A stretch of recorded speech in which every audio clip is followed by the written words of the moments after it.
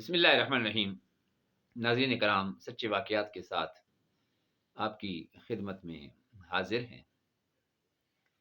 آج ایک اور واقعہ کہ جس کا عنوان ہے کہ مالی عبادت بدنی عبادت سے افضل ہے۔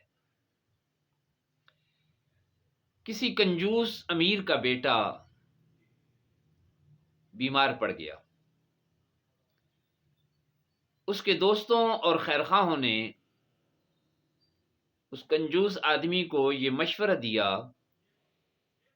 کہ بیٹے کی تندرستی کے لیے، اس کی صحت یابی کے لیے قرآن پاک کا ختم بھی کروائے اور مالی صدقہ بھی دے، تاکہ یہ بلا اس کے بیٹے سے ٹل جائے۔ اس نے جب اپنے دوستوں سے یہ بات سنی تو ان سے مخاطب ہو کر کہنے لگا، مجھے تمہاری یہ بات اچھی لگتی ہے کہ قرآن پاک کا ختم کرایا جائے۔ میں ابھی اس کا انتظام کرتا ہوں۔ میرے مویشی دور ہیں، اس لیے میں ان کا صدقہ تو نہیں دے سکتا۔ ایک صاحب دل انسان نے جب اس امیر کی یہ بات سنی تو سمجھ گیا اور اسے کہنے لگا، اس کے لیے قرآن پاک کا ختم اس لیے آسان ہے کہ قرآن تو اسے حفظ ہے، اسے زبانی یاد ہے، آسانی سے پڑھ سکتا ہے، اور قرآن خوانی پر اس کا کسی قسم کا خرچہ نہیں آئے گا کہ خود یہ قرآن پاک پڑھ لے گا۔ رہا سوال صدقے میں جانور ذبح کرنا، تو اس میں پیسے خرچ ہوتے ہیں، اور یہ کنجوس آدمی ہے، یہ کسی صورت بھی پیسے کو خرچ کرنا نہیں چاہتا۔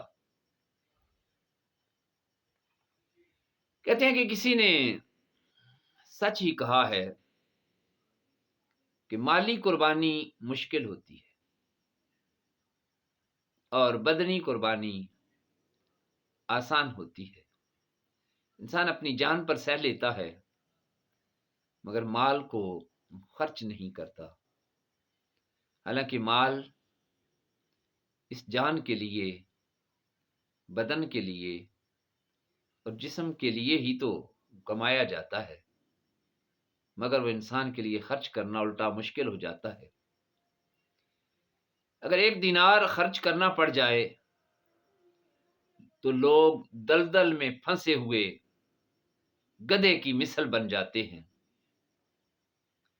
وہ 100 بار الحمد پڑھ لیں گے، وظیفے کر لیں گے، مگر پیسہ خرچ کرنے سے ان کی جان نکلتی ہے کہ کہیں پیسہ خرچ نہ ہو جائے۔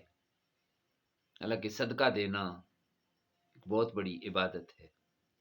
سبق یہ ہے کہ کنجوس اپنا مال اپنی اولاد پر بھی خرچ کرنے سے بچنا چاہتا ہے،